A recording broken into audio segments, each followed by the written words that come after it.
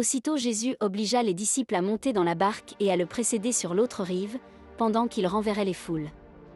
Quand il les eut renvoyés, il gravit la montagne, à l'écart, pour prier. Le soir venu, il était là, seul. La barque était déjà à une bonne distance de la terre, elle était battue par les vagues, car le vent était contraire.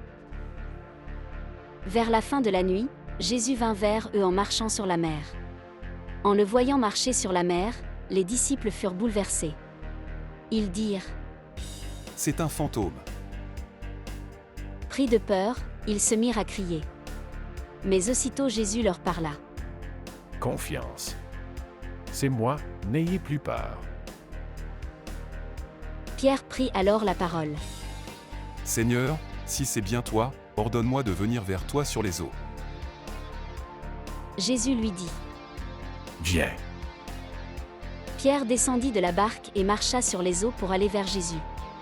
Mais, voyant la force du vent, il eut peur et, comme il commençait à enfoncer, il cria : « Seigneur, sauve-moi !» Aussitôt, Jésus étendit la main, le saisit et lui dit : « Homme de peu de foi, pourquoi as-tu douté ?» Et quand ils furent montés dans la barque, le vent tomba. Alors ceux qui étaient dans la barque se prosternèrent devant lui, et ils lui dirent : « Vraiment, tu es le Fils de Dieu. » Après la traversée, ils abordèrent à Génézareth. Les gens de cet endroit reconnurent Jésus, ils firent avertir toute la région, et on lui amena tous les malades. Ils le suppliaient de leur laisser seulement toucher la frange de son manteau, et tous ceux qui le faisaient furent sauvés.